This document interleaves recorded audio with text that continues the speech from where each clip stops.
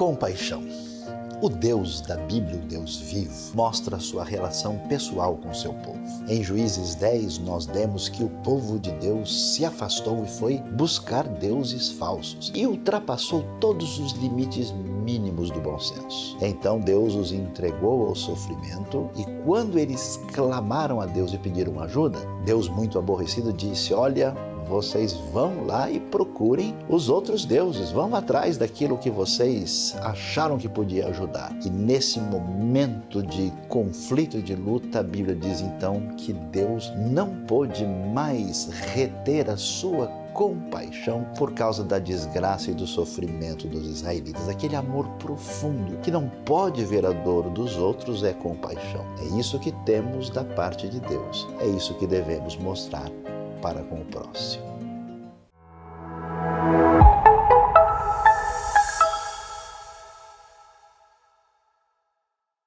Bem-vindo aí, IBNU! Como é que você tá? Espero que tenha sido uma semana muito boa, de grandes bênçãos para você. E eu quero convidar você agora a prestar atenção, porque no meio dessa nossa agitação da semana, no meio das nossas grandes coisas que temos para fazer, talvez o nosso coração possa ficar meio inquieto. Mas eu convido você agora a se acalmar. Tranquilidade. De repente, se você está vendo pelo celular ou pela TV, desliga o outro. Deixa agora um momento parado, para se você se conectar com a gente, se conectar com aquilo que nós vamos ter de momento de adoração, de reflexão, de oração. Se conecte com Deus aí onde você está também.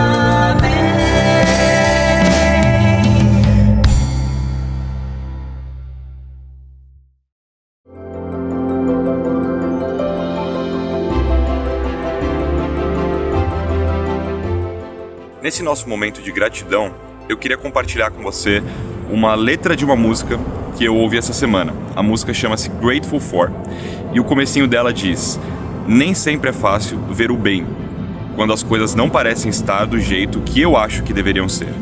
Mas, mesmo o estresse de 1 milhão de preocupações, não podem encobrir as bênçãos que você espalha por toda parte. E aí o refrão diz: eu só preciso tirar um tempo, desacelerar, parar um momento para ver. Há sempre algo para ser grato. E eu queria te convidar, nesse nosso momento de gratidão, a fazer justamente o que essa letra nos convida a fazer, que é desacelerar, tirar um tempo. Não precisa ser agora, pode ser em outro momento da semana, mas parar para olhar um pouco ao redor e ver as bênçãos pelas quais nós podemos agradecer a Deus. Deus abençoe.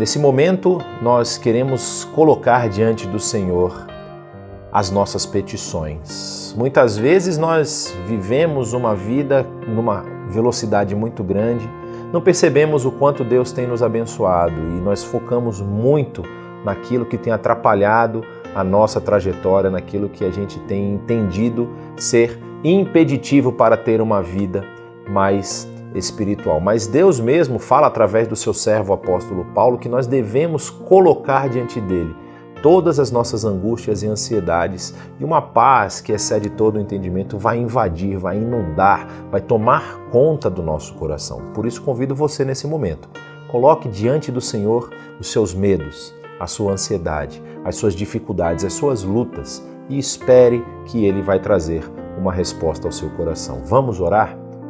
Pai, nós te agradecemos porque o Senhor tem cuidado de nós mesmo quando nós não percebemos. E essa é uma realidade que nós queremos novamente marcar aqui, ó Pai, que o Senhor tem cuidado de nós. Mas muitas vezes, Senhor, nós estamos aqui com os nossos olhos encobertos por nuvens de dificuldade, de problemas, de lutas que nós temos enfrentado. E é por esse motivo que nós aqui agora colocamos diante de Ti todas essas situações de dificuldade, pedindo que o Teu Santo Espírito venha como um bálsamo, curando o nosso coração, abrindo os nossos olhos para enxergarmos a Tua mão de poder que tem nos sustentado em todos os ambientes, em todos os lugares que temos ido. Por isso, Senhor, te pedimos, nos mostra como devemos caminhar, nos mostra como devemos agir nas situações de luta, nas situações de enfermidade, nas situações em que geram medo no nosso coração. E te pedimos também, Senhor, que aquilo que foi prometido na Tua palavra através do Teu servo apóstolo Paulo, que essa paz que excede todo o entendimento possa guardar o nosso coração. Guardar o nosso coração no Teu Filho, Cristo Jesus, para que a gente tenha certeza de que pertencemos a Ti e de que confiamos cada vez mais no Teu agir. Assim, ó Pai, te pedimos, fica conosco e acalenta o nosso coração, no nome do Teu Filho amado Jesus. Amém.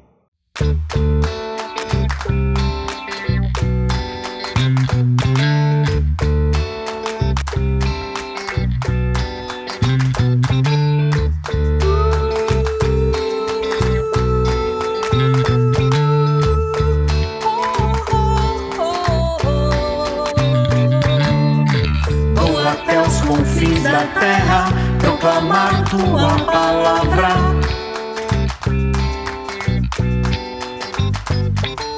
Anunciar o amor de quem morreu e se entregou por mim. Se Ele foi capaz de me amar assim, como um pecador entregue ao mal, mas viver só para mim, vou viver pra Cristo até o fim. Vou viver pra glorificar ao meu Rei amado, Salvador. Nunca vi um amor igual, que a todos quer livrar do mal. Sempre te amarei e te servirei pra sempre.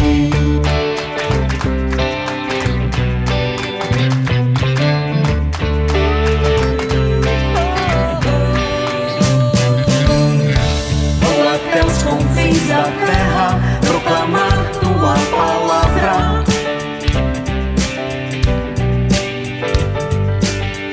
Anunciar o amor de quem morreu e se entregou por mim, por Ti.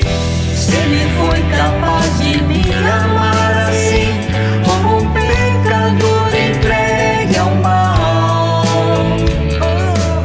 não poderia mais viver só para mim.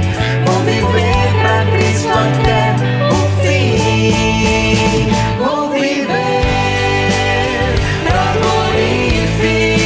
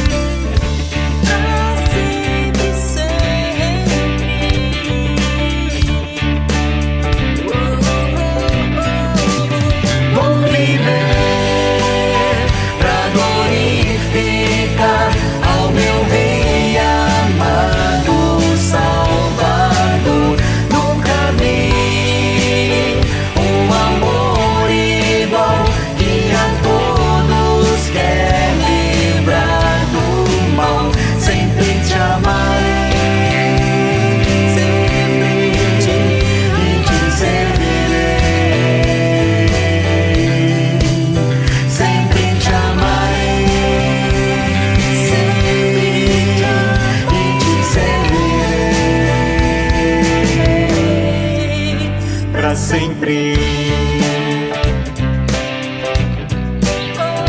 Te amarei, Senhor,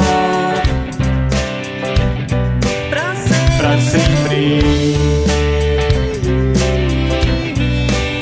Eu te amarei, Senhor, pra sempre.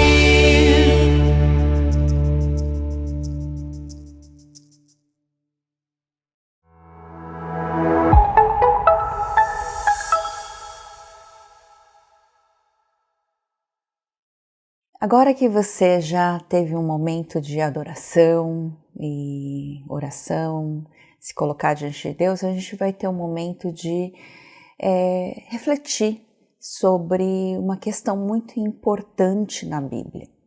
Quem são os outros, o outro na Bíblia, né? E aí a gente vai pensar nisso num texto que todo mundo conhece tão bem, que é o texto de 1 Coríntios 13, todo mundo conhece aí como o hino do amor, né? Que fala sobre o amor, é realmente uma joia temporal assim da Bíblia. E está bem assim num momento crucial dentro do texto, né, de 1 Coríntios, que é uma carta de Paulo aos Coríntios, e a gente vai ver que ela está no meio de temas complexos que abordam os desafios da igreja, né, lá de Corinto. A gente vai entender essa profundidade quando a gente conseguir enxergar realmente o que diz respeito à contextualidade. A gente vai ter que entender o significado de tudo isso. Primeiro a gente tem que entender o contexto histórico, né? Esses coríntios, essa carta foi direcionada à igreja que realmente foi fundada em Corinto, que é uma cidade portuária, uma cidade lá em Acaia, que é uma metrópole da época, onde o comércio é muito próspero, né? Intelectualmente é muito ativa, e também tem o outro lado, que é profundamente imoral, ela é dada a excessos, né? A gente diz que todos passavam por ali, os gregos, latinos, sírios, asiáticos, egípcios, né, judeus, todos compravam, vendiam, trabalhavam, folgavam, brigavam, se divertiam também juntos. É uma mistura assim cultural. Mas também isso traz um grande problema para a igreja, e a gente vai ver que essa carta traz justamente as divisões da igreja, né? Os problemas que uns se identificam com Paulo, outros com Apolo, outros com Pedro, outros com Cristo, né? Então tem essa divisão interna, mas também tem os problemas morais, né? Uma profunda imoralidade sexual, né, dessa cidade que era conhecida justamente por isso, e também esse problema entra na igreja. Também tem o egoísmo, o litígio, né? Os membros, imaginem os membros levando os problemas para tribunais pagãos, né? Uma coisa que poderia ser resolvida internamente, eles estão levando lá para esses tribunais. A gente vai ver também as desordens dentro do ambiente de culto, né, de adoração. A gente vai ver que no momento de celebração de ceia, né, uns se fartavam, outros passavam fome, né. A gente vai ver uma supervalorização assim dos dons que são visíveis, né, que é possível se gabar, né, da espiritualidade que às vezes não existe.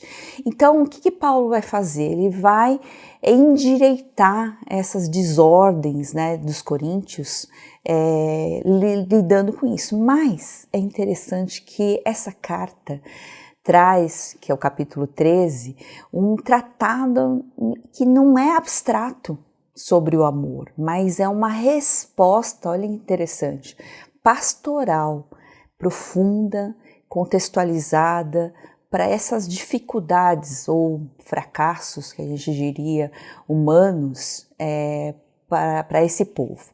E a gente vai ver que o capítulo 13 vai aparecer justamente entre 2 capítulos que falam sobre os dons espirituais e o uso deles, né?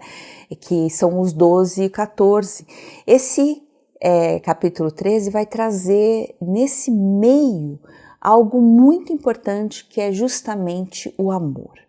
Então é muito importante a gente parar para pensar, mas hoje não vou pensar só na questão do amor, mas o que ele diz aqui quando ele no início vai falar sobre que sem o amor, os dons, por mais extraordinários que sejam, eles se tornam barulhos sem sentido, ruídos sem alma, né?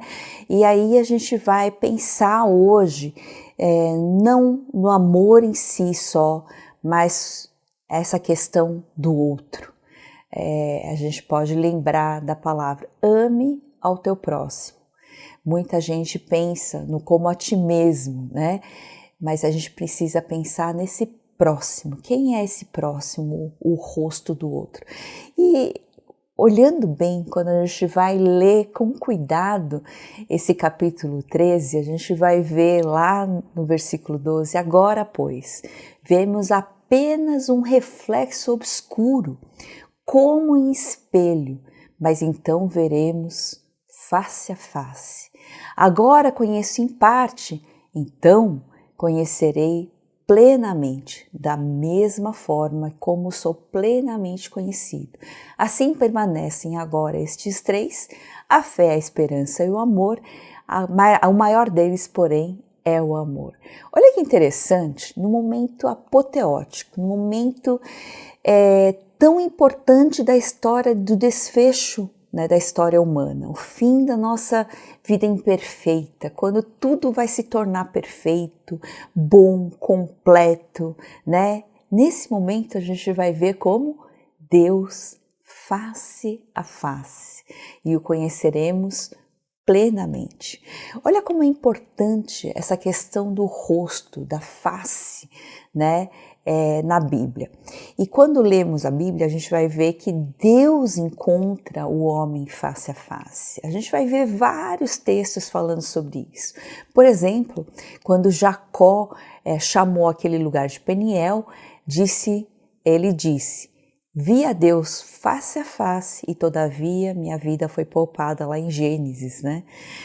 A gente vai ver Moisés, que viu o Senhor face a face, diz assim, o Senhor falava com Moisés face a face, como quem fala com um amigo. Olha lá em Êxodo 33.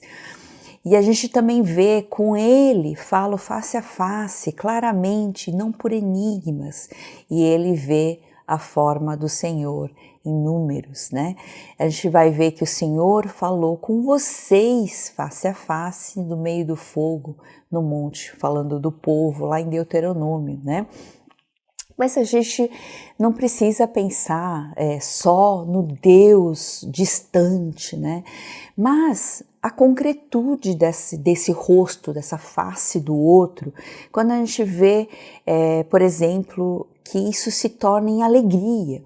Quando a gente vai ler lá em 2 João 12, diz, tenho muito que lhe escrever, mas não é o meu propósito fazê-lo com papel e tinta. Em vez disso, espero visitá-los e falar com vocês face a face, para que a nossa alegria seja completa. Olha que interessante.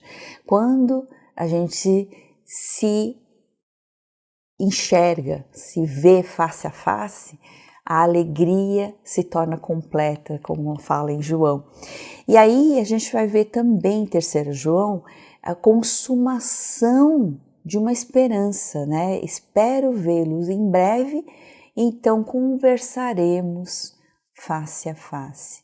Olha que interessante como a Bíblia traz essa questão do rosto do outro, mas por que ela é tão importante? Por que estar diante do outro é tão importante?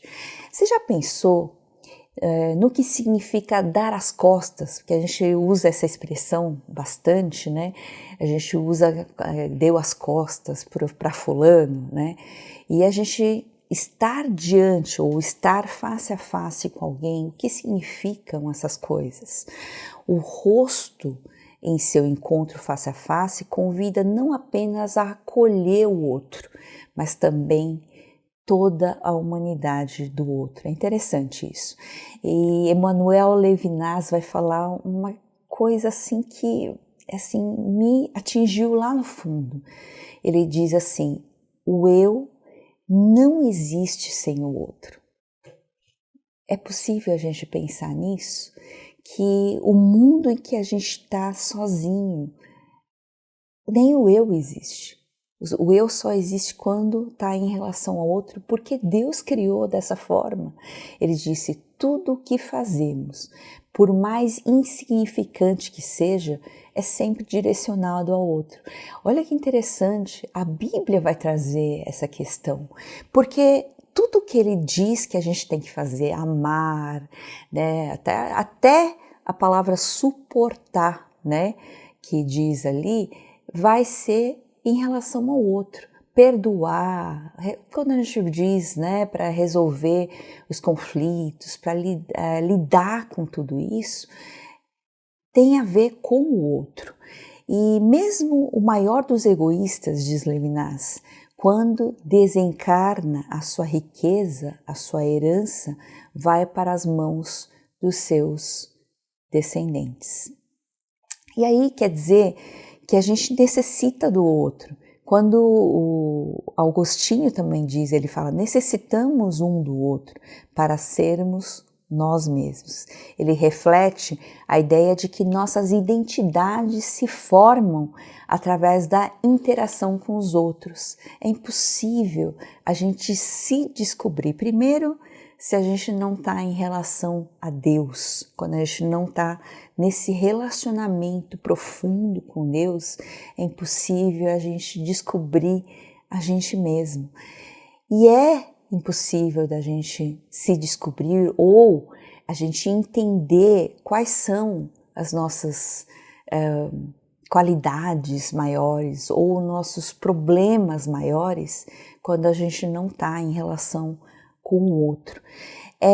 As interações humanas são essenciais para o desenvolvimento pessoal, pois elas nos ajudam a descobrir quem somos e a crescer como pessoas, como indivíduos.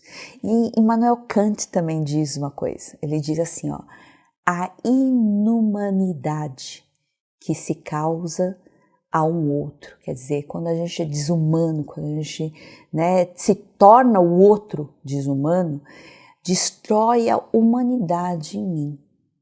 E isso parece que está sendo quebrado, a gente parece que perdeu isso durante a nossa vivência, durante essa história, durante todo esse convívio com as coisas que não são de Deus.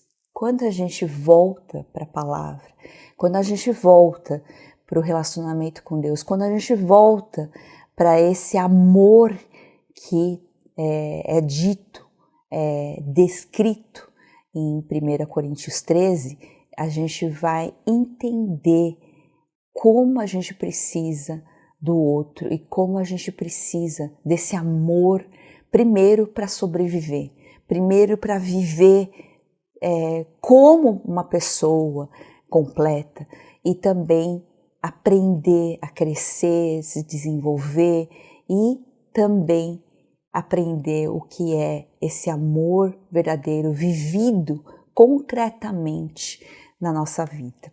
Então a gente vai precisar olhar com calma para 1 Coríntios 13. A gente vai ver que ele diz sobre, ele começa dizendo assim, ainda que eu fale a língua dos homens e dos anjos, se não tiver amor, serei um sino que ressoa ou como um prato que retine.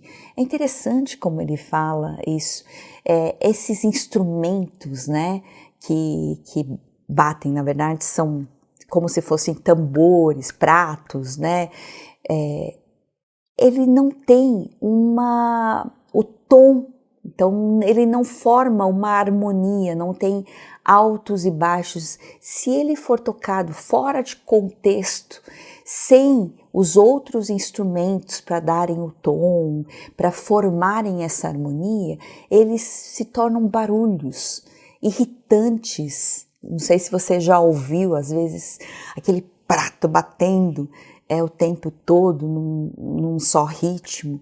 E isso se torna algo irritante, e ele diz que vão ser esses tipos de ruído. Se a gente não tiver amor, tudo se torna apenas um ruído sem sentido. E no versículo 2 a gente continua: ainda que eu tenha o dom da profecia e saiba todos os mistérios e todo conhecimento e tenha uma fé capaz de mover montanhas, mas se não tiver amor, nada serei. Eu não sei se vocês pararam para pensar em quão forte é isso, porque não é questão só do dom da profecia, que era considerado um dos maiores dons naquele contexto, mas a questão de você ter todo o conhecimento do mundo, até dos mistérios, e uma fé. Olha, parece que é um retorno. Lembra que a gente fala que a Bíblia diz lá em Mateus que se você tiver a fé do tamanho do grão de mostarda, né? O tamanho é tão minúsculo, mas isso faria você mover montanhas, dizer ao monte que ele se jogue, e isso aconteceria. Mesmo que você tiver esse tanto de fé, que é muito grande, que é tão poderoso, ele fala que nada serei. Ele fala na primeira pessoa, né? Para todo mundo se incluir nisso. Ele fala assim: se não tiver amor, nada serei. Quer dizer, é nulo, você não existe. É tão forte isso, de anular o ser humano, a pessoa que você é, se você não tem amor. Porque nada disso, nada dessas coisas grandes que parecem muito grandiosas, tem sentido. E aí continua: ainda que eu dê aos pobres tudo que eu possuo, entregue o meu corpo para ser queimado, mas não tiver amor, nada disso me valerá. Imagine você dar tudo ao pobre, porque seria assim o máximo da generosidade, né? Imagina tirar tudo que você tem, né? Tudo o que você possui, entregar, e você até dá o seu corpo para ser queimado. Quer dizer que nada disso pode ser feito sem amor. Mas quando é feito sem amor, ele não vale nada. Mesmo você perdendo a sua vida, isso não vale absolutamente nada. E como é o tipo de amor que a palavra de Coríntios traz? Que tipo de amor que Deus, né, se agrada e Deus demonstra também para nós? É o amor paciente, que é aquele amor que, diante das adversidades, diante de injustiças, ofensas, ainda permanece, ainda consegue sobreviver sem reagir com vingança, sem tentar assim, demonstrar sua raiva, a vingança, a ira, né? Então, o amor é bondoso, o amor que ele é ativo em fazer o bem, em construir. Ele não inveja, não se vangloria, não se orgulha, que não fica contando vantagem, não busca autopromoção, né? Ou que é arrogante. Porque eu amo você, então estou acima, né, de você, enfim. É um amor que reconhece, interessante, e a sua finitude, e que você consegue ser humilde, né? É interessante isso. Outra coisa que traz amor não maltrata, né? Não procura seus interesses. Então, uma pessoa que muita gente fica falando, não, eu fiz isso por causa de amor, mas a pessoa está destruindo a vida do outro, a pessoa faz o mal e ela justifica dizendo que não, é por causa do amor. Isso não é verdade, isso não é o amor que a Bíblia, nesse contexto de 1 Coríntios 13, traz, né? É o amor que não maltrata, que não procura os seus interesses, que não se ira facilmente e não guarda rancor. É interessante isso. É um amor que consegue passar por cima, consegue perdoar, consegue lidar com as dificuldades e até conversar, e que consegue lidar no sentido de, no final, perdoar como Cristo perdoou. Um amor que não se agrada com a injustiça, não se alegra com a injustiça, né? Mas se alegra com a verdade. Tudo sofre, tudo crê, tudo espera e tudo suporta. É até interessante a gente pensar nisso, porque essa questão de tudo sofre, tudo crê, parece aquela coisa difícil de se pensar, porque hoje em dia o mundo traz pra gente que a gente precisa estar acima, precisa, né, prevalecer sobre os outros, precisa, né, até assim, usar de recursos para manipular os outros, né, para fazer com que os outros entrem na sua vibe, na sua, né, naquilo que você obedeça, aquilo que você diz, né? E aqui traz uma ideia contrária. Como assim tudo sofre, né? Tudo sofre em que sentido, né? Então você tem que ser um sofredor, aquele, né, ó céus, ó vida. Não, não é isso. Mas é que consegue suportar, que consegue cobrir, talvez, a falha dos outros, né? Consegue talvez ficar em silêncio no momento que a ira vem à tona, que você consegue lidar com discrição, com aquilo que não agrada a você, que consegue proteger, porque isso traz um sofrimento interno, mas que você consegue lidar com isso.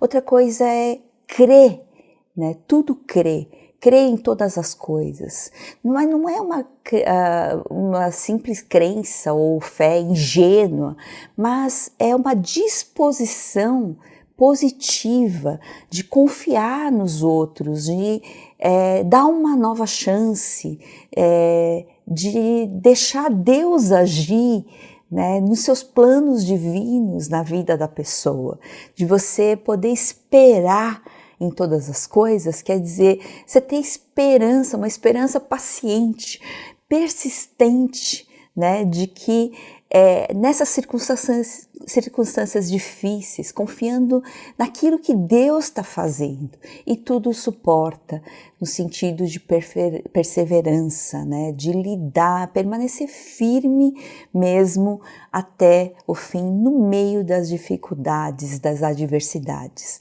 O amor nunca perece, mas as profecias desaparecerão, as línguas cessarão e o conhecimento passará. Quer dizer, tudo vai passar.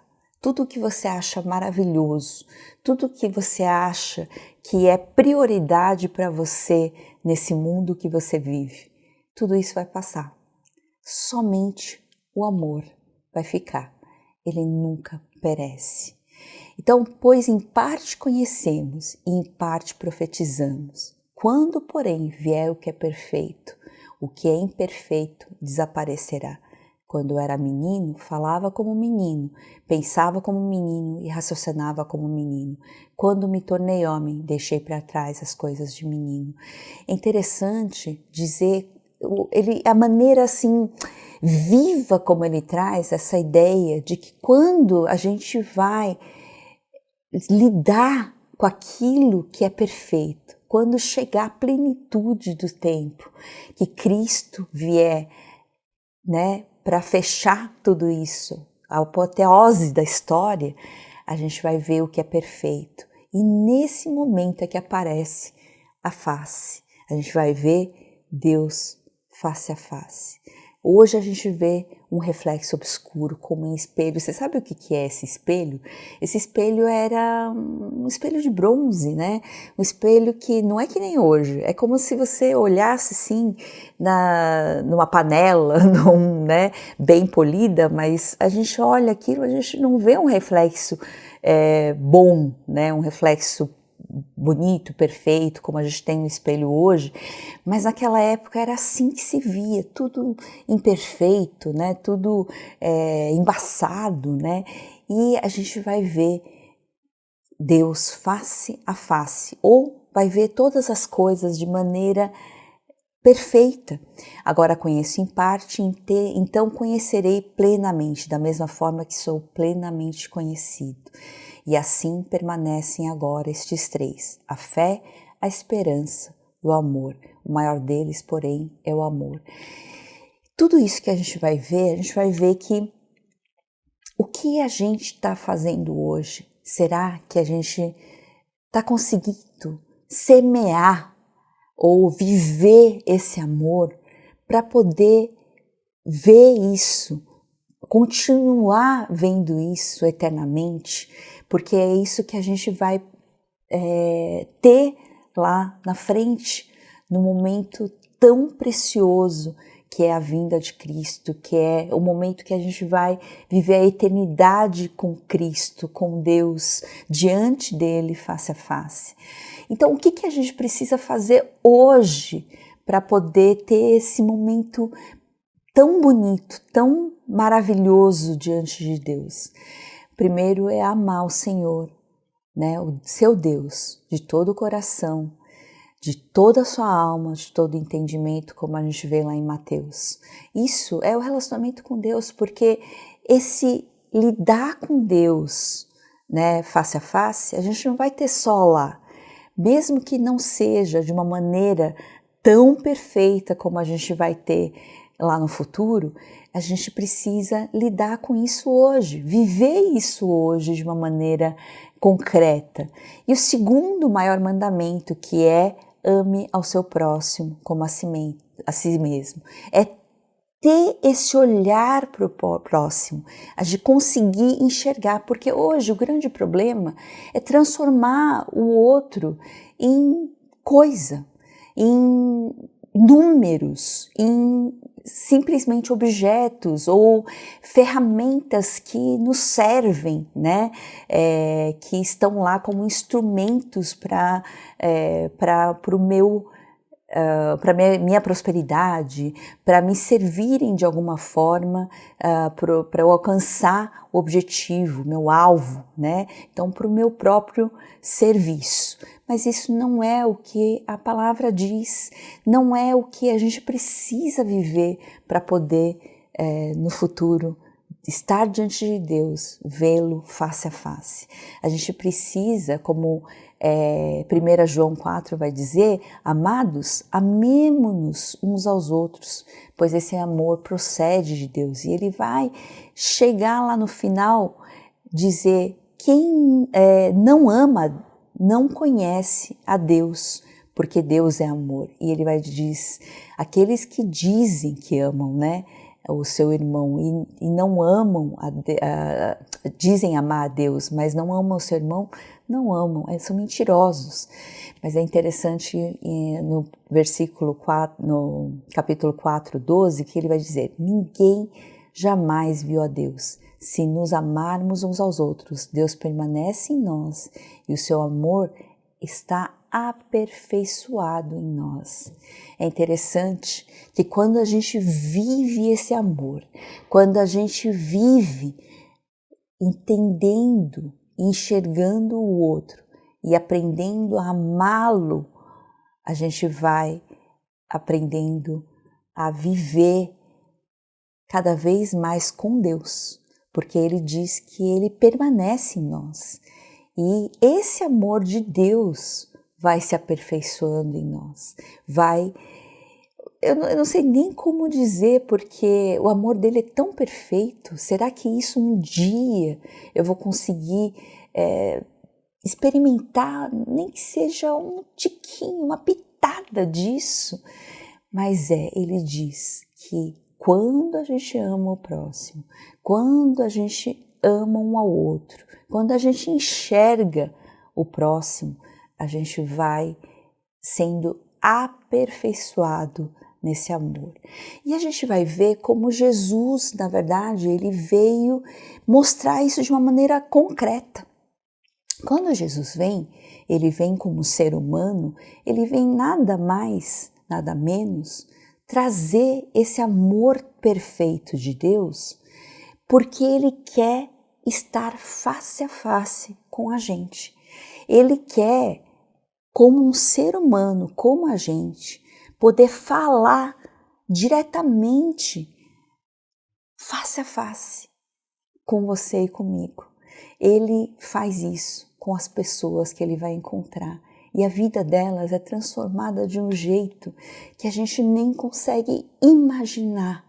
Que uma pessoa que sai do fundo do poço, uma pessoa que sai de uma tristeza profunda, de uma depressão profunda, é completamente restaurada, renovada, para viver uma alegria exuberante, para viver algo que ela nunca nem imaginou conseguir viver. Como, por exemplo, a mulher que sofria de hemorragia, ela simplesmente, a vida dela inteira ela sofreu, mas simplesmente com um toque nas vestes de Jesus, por crer naquele Jesus, ela foi transformada. Esse encontro não só curou a doença dela, a hemorragia dela, mas transformou completamente a vida dessa mulher. A gente vai ver como Zaqueu, que ele está ali, ele foi para uma árvore tentar encontrar com esse Jesus. E Jesus fala: Zaqueu, hoje eu quero estar com você. E a vida desse homem se transforma completamente. Os leprosos que vêm encontrar, pedir por favor que sejam curados. Aqueles são curados. E aquele ainda que veio agradecer, Jesus vai olhar na face dele, não só aceita, recebe aquela adoração dele, mas diz, fala assim, tá vendo? Cadê os outros, Tá vendo? Esse olhar face a face que transforma completamente, além de curar, vai trazer uma vida exuberante, uma vida de alegria profunda. E a gente vai ver a samaritana, a Maria Madalena, A gente vai ver tanta gente sendo transformada por esse amor. E esse amor pode alcançar você, pode alcançar a mim. Não alcançou? Pelo menos a minha, a gente pode ver. Eu fui alcançada por esse amor, por essa graça. E hoje, uma coisa que eu aprendi de uma maneira tão maravilhosa, tão profunda, é que no amor não há medo. Pelo contrário, o perfeito amor expulsa o medo, porque o medo supõe castigo. Aquele que tem medo não está aperfeiçoado no amor. E eu aprendi de uma maneira tão maravilhosa isso, porque eu sempre tive medo de tudo. Porque eu tinha que ser perfeita, eu tinha que fazer tudo de uma maneira perfeita. Eu achava que era assim com Deus também.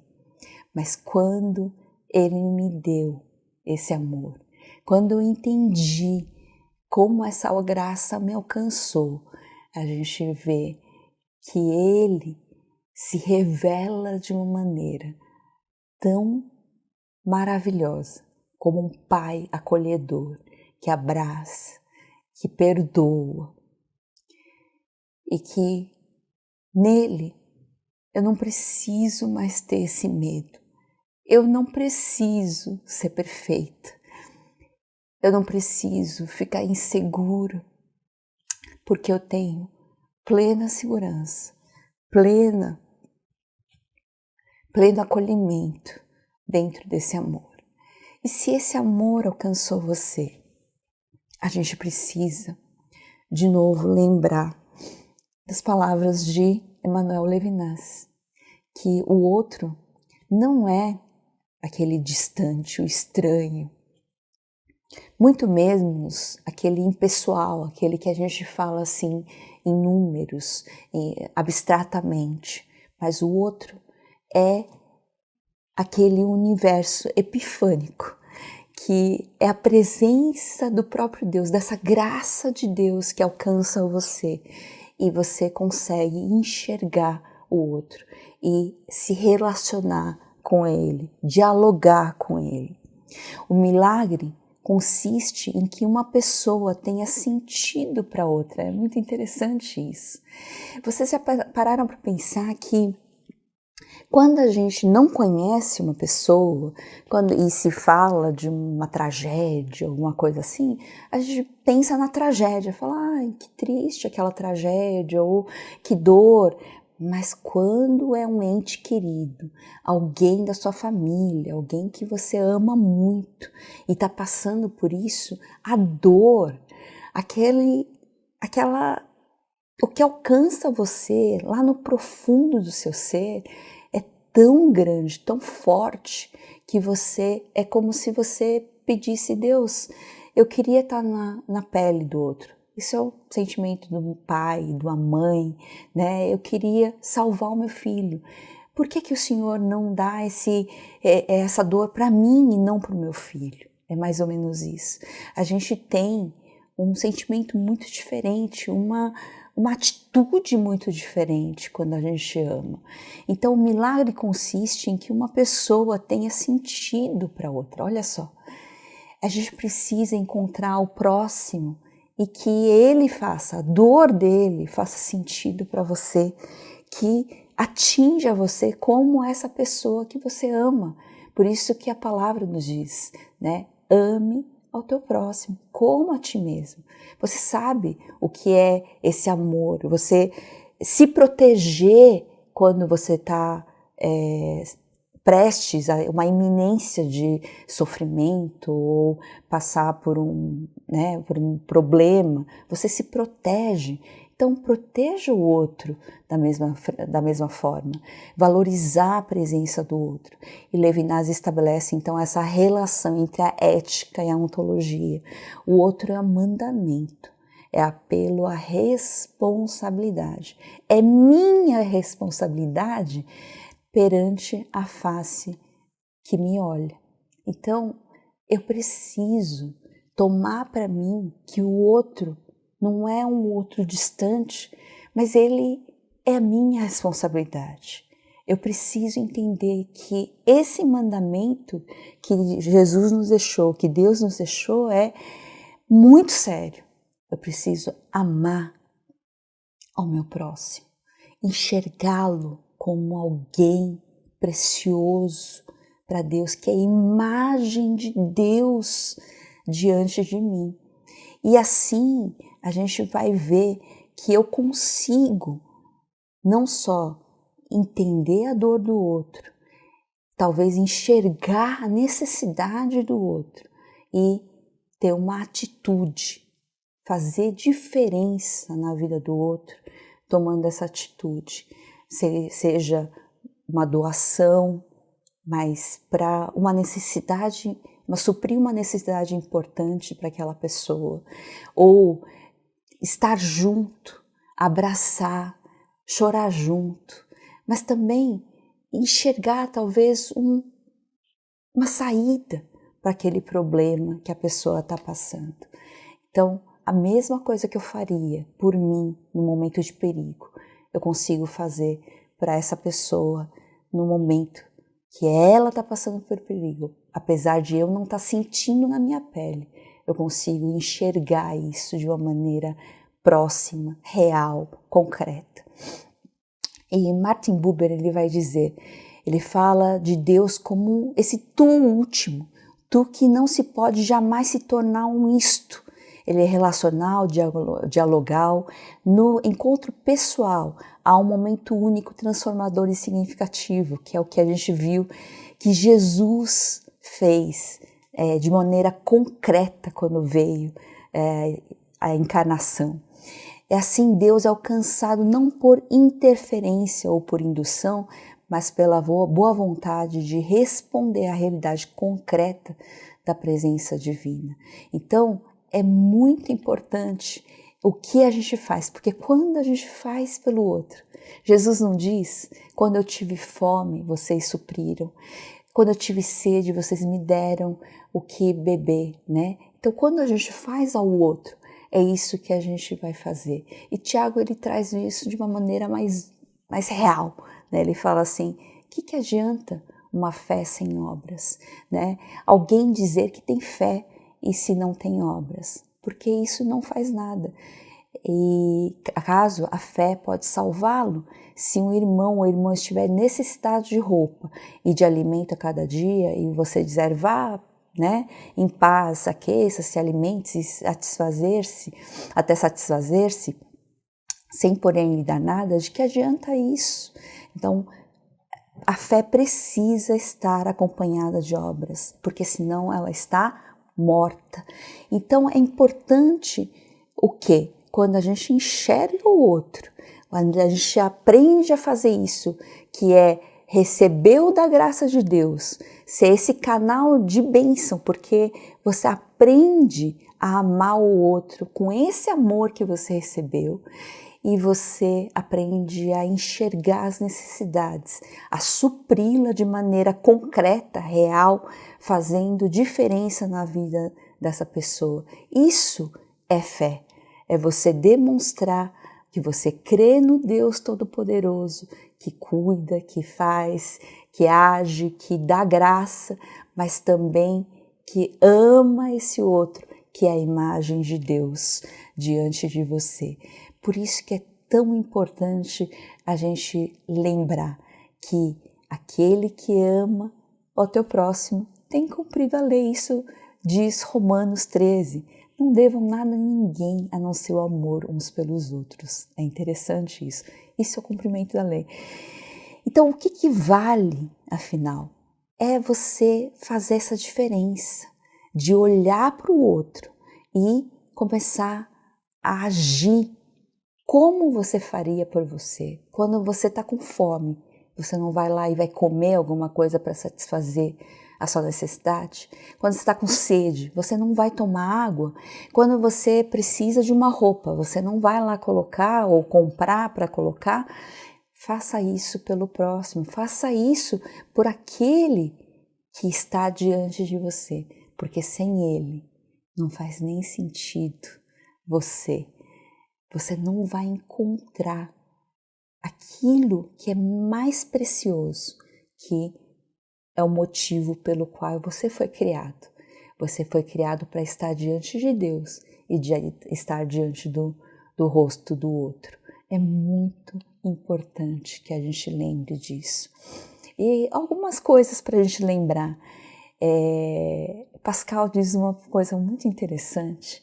Ele diz assim, o prazer dos grandes homens consiste em poder tornar os outros felizes.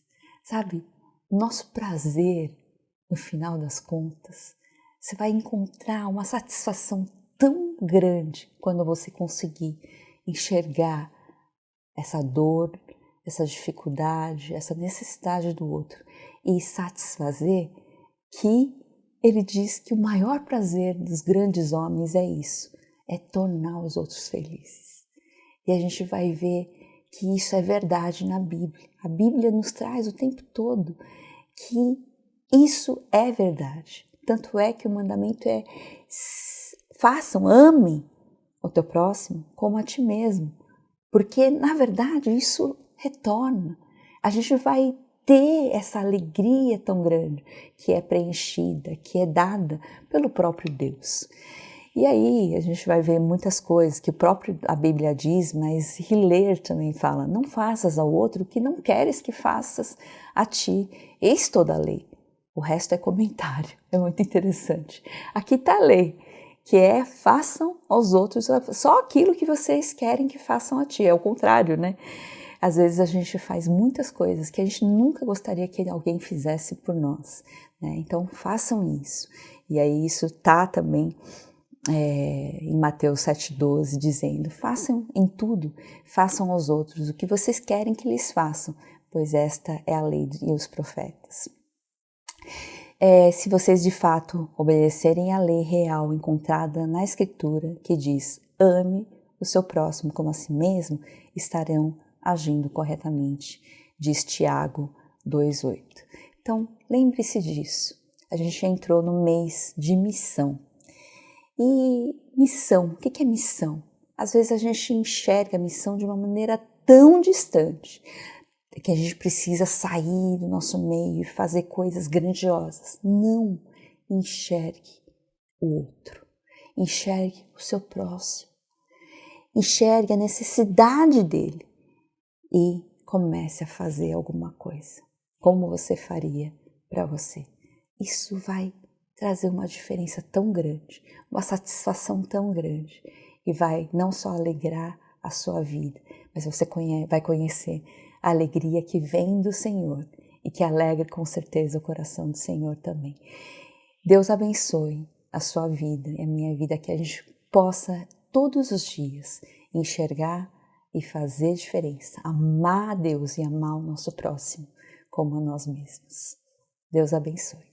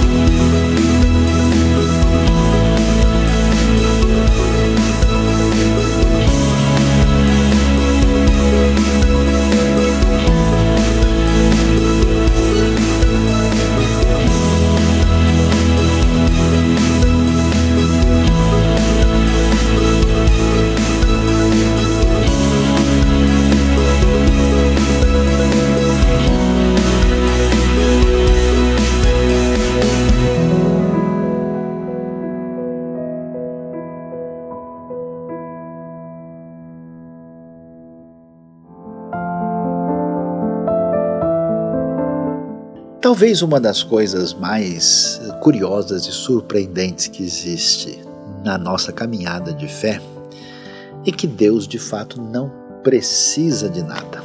E você pode imaginar, mas como é que eu, pegando o meu dinheiro, o sujo dinheiro desse mundo, vou ajudar a Deus? Com certeza a gente não vai ajudar Deus, Deus não precisa do dinheiro de ninguém e certamente ninguém deve imaginar, olha, eu vou dar algum dinheiro, alguma contribuição para ver se Deus me ajuda. Isso não funciona dessa maneira. A questão é diferente. Pessoas que são atingidas pelo amor de Deus, pela graça de Deus, pelo Evangelho, e mudam a sua caminhada, têm desejo de fazer com que o Evangelho seja ouvido, a palavra seja ensinada, as pessoas necessitadas sejam acudidas, as pessoas doentes sejam amparadas, as pessoas nos projetos missionários e humanitários continuem a servir com o Evangelho. Então, não é que a gente faz qualquer coisa para dar para Deus, mas o amor de Deus mexe com a gente para a gente servir as pessoas que estão sendo abençoadas pela mensagem, pelo poder do reino de Deus.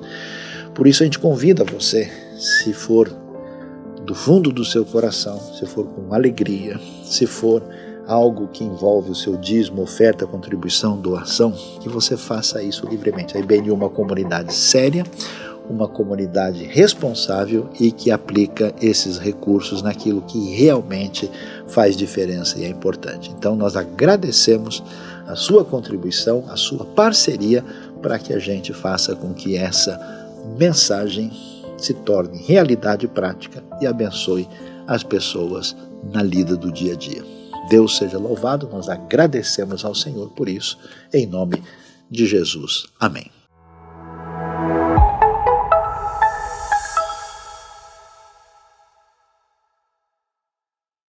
E chegamos ao final de mais uma celebração IBNU, agradecendo desde já a sua presença, a sua companhia conosco aqui e convidando você a participar do Ministério IBNU. De que forma você pode fazer isso? Primeiro, se você não se inscreveu no nosso canal, se inscreva aqui clicando no botão de inscrição. Também faça um joinha, dê um joinha nesse vídeo que auxilia nos algoritmos do YouTube na divulgação do nosso conteúdo. E você pode fazer uma ação mais efetiva ainda, compartilhar esse conteúdo com as pessoas que você conhece, com seus amigos, com seus grupos de interesse, para que eles também possam ser abençoados pela palavra de Deus que é pregada no nosso canal. E você já sabe, todos os domingos, 9h30, nós estamos aqui no nosso canal para mais uma celebração para juntos louvar e adorar o nome do nosso Senhor. Que o Senhor o abençoe nessa semana e que você possa ter encontros verdadeiros com Ele, transformadores da sua vida. Um forte abraço e até lá.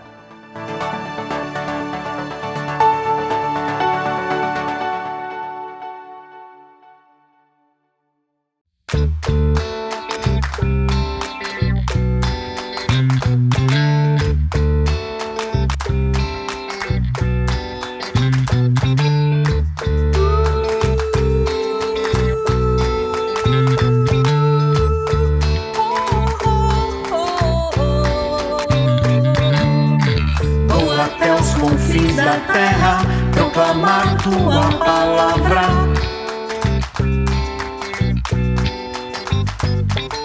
Anunciar o amor de quem morreu e se entregou por mim. Se ele foi capaz de me amar assim, como um pecador entregue ao mal,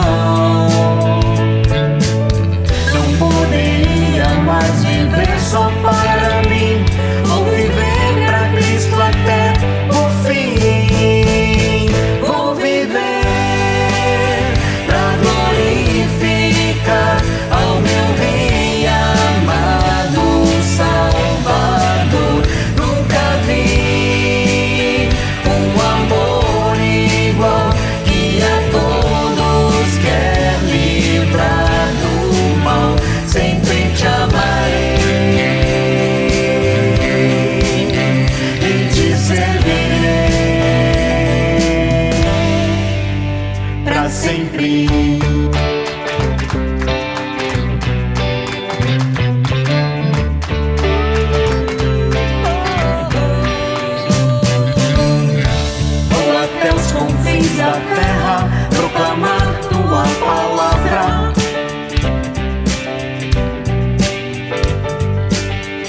anunciar o amor de quem morreu e se entregou por mim, por ti. Se ele foi capaz de me amar assim, como um pecador entregue ao mal, não poderia mais viver só para mim.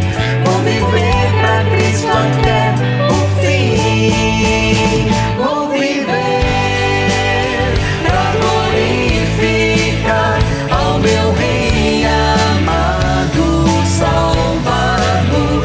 Nunca vi um amor igual, que a todos quer livrar do mal.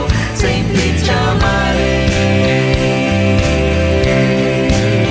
e te servirei pra sempre.